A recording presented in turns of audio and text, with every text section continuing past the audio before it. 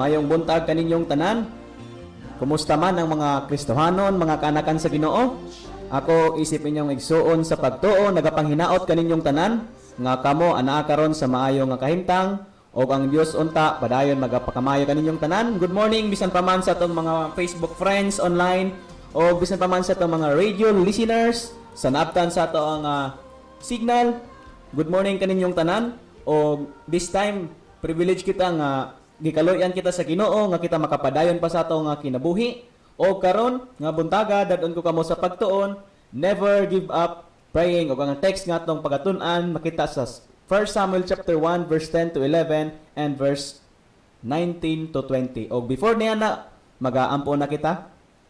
Amahan og Dios namo nga langit noon kanimo o Dios nagapasalamat kami niningtak na sa kabuntagon Lord.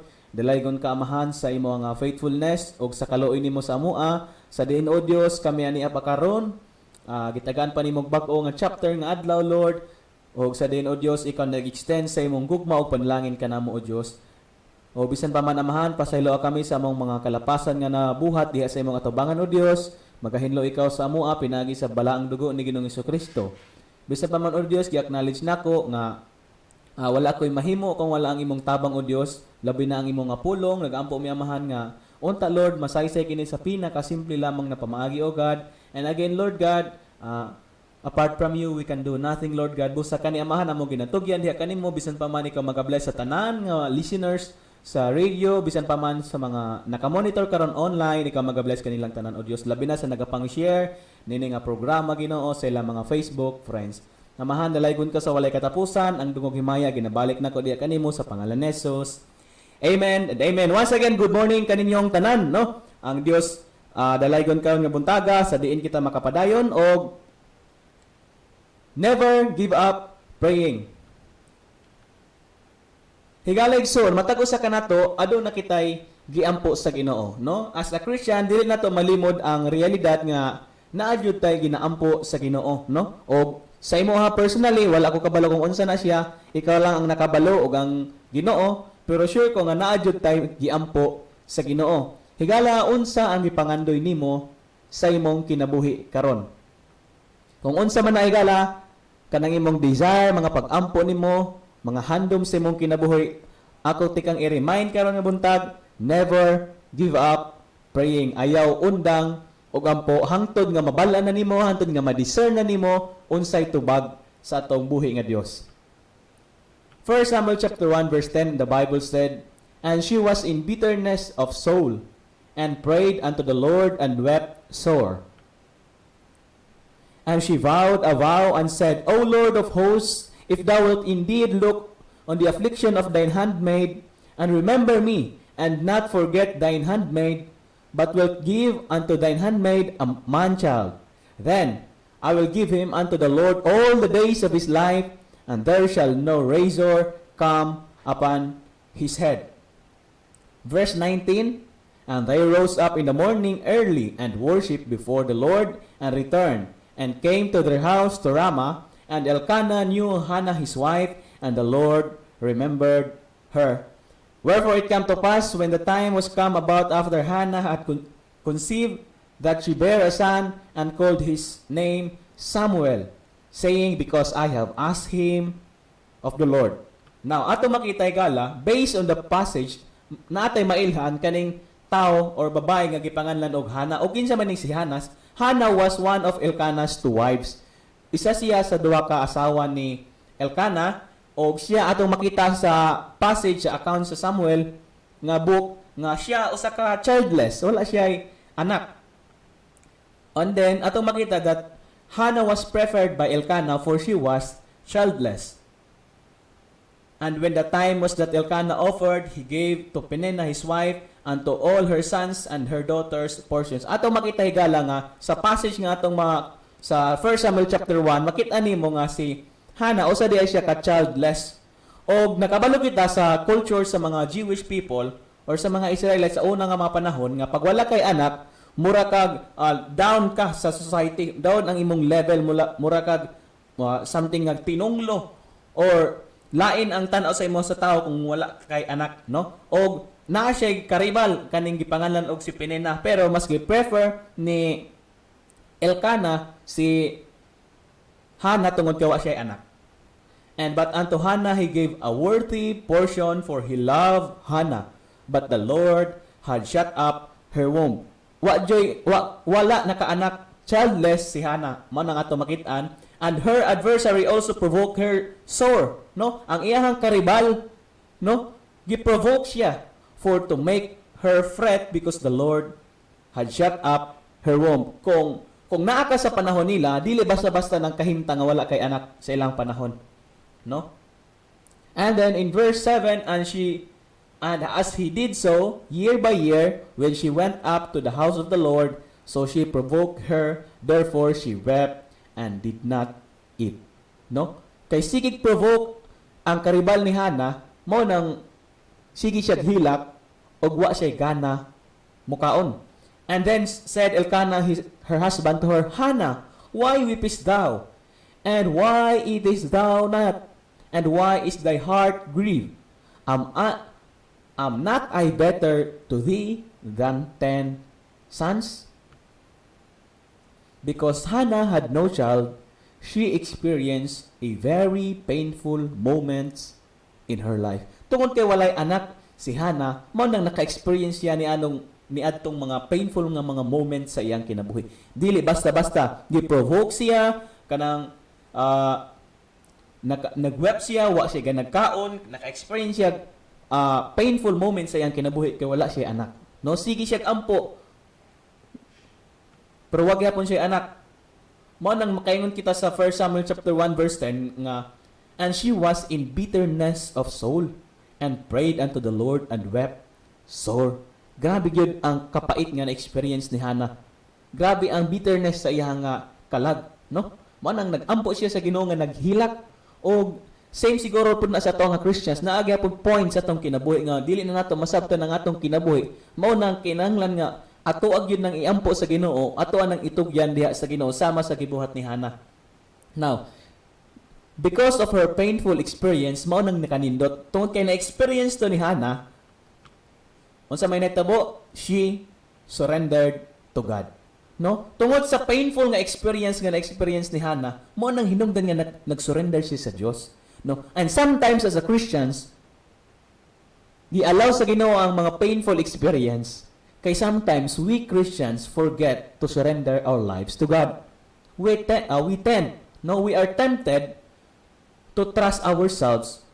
We are tempted nga magsaligra sa atong kaugalingon ug wala na taning surrender sa Ginoo. Muratag kung naata sa nindot nga kahimtang muratag nakalimot na og Dios, no? And that's why gi-allow siguro sa Ginoo sometimes sa atong kinabuhi ang painful experience for us to surrender. That's why because of Hannah's painful experience, nag-surrender siya sa Dios. Manang ato makita, and she was bitterness of soul and prayed unto the Lord and wept sore. Tungod kay naka-experience siya ng mga pait nga experience niya, nang nag-surrender siya sa Dios.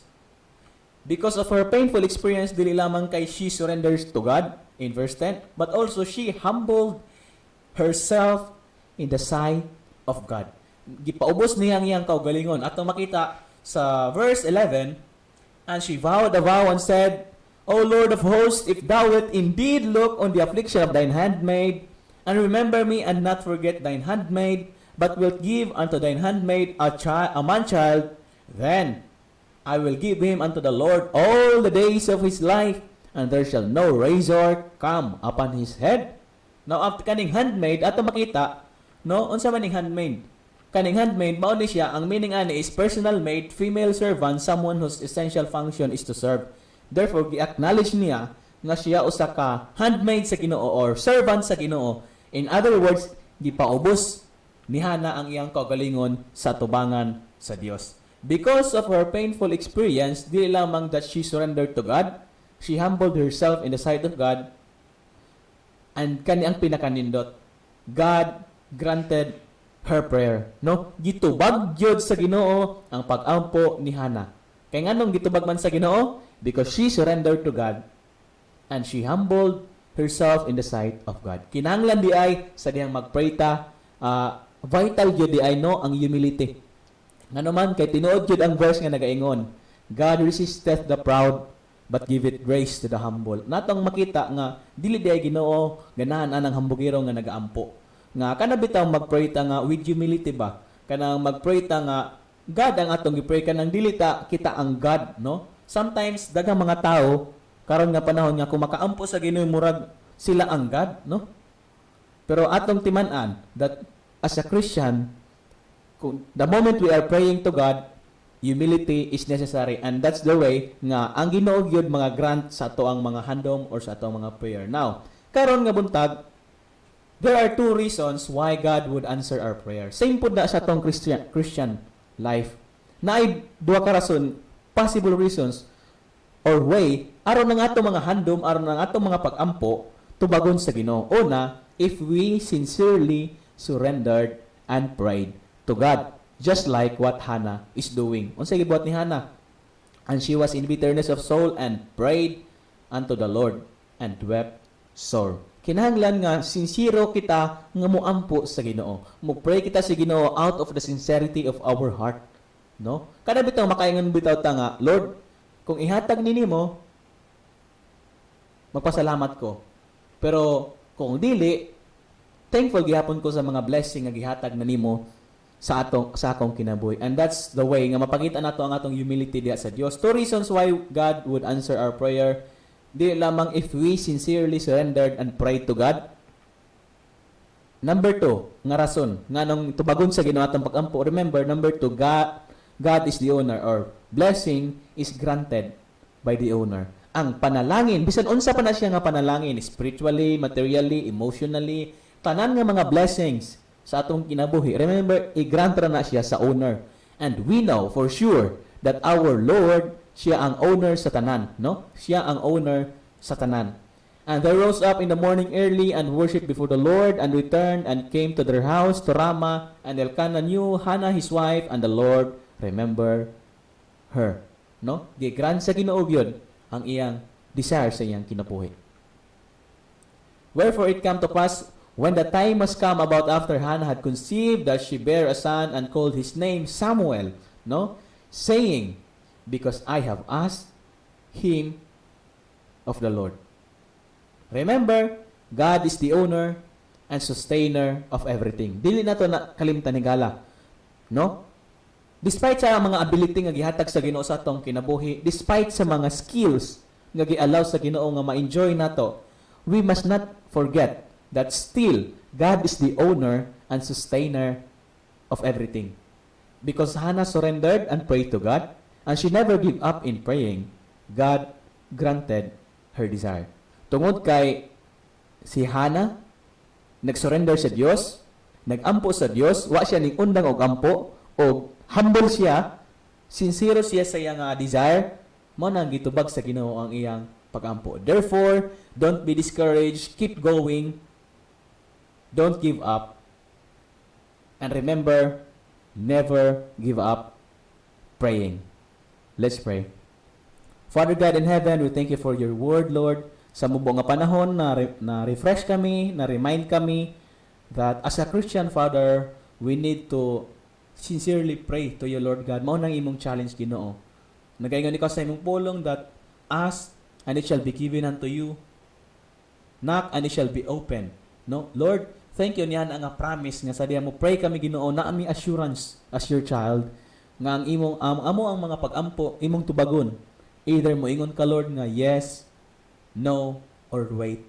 Father, thank you sa life ni Hannah nga nag-inspire ka namo to humble ourselves before your sight, Lord, and to sincerely pray to you, Ginoo. Na-remind kami, Lord God, nga ikaw jud di ay ang tag-iya sa tanan, Lord. Help us to remember, Lord, nga dapat dili mi muundang og pray. Thank you for your word. Bless this in our heart. In Jesus' name we pray. Amen.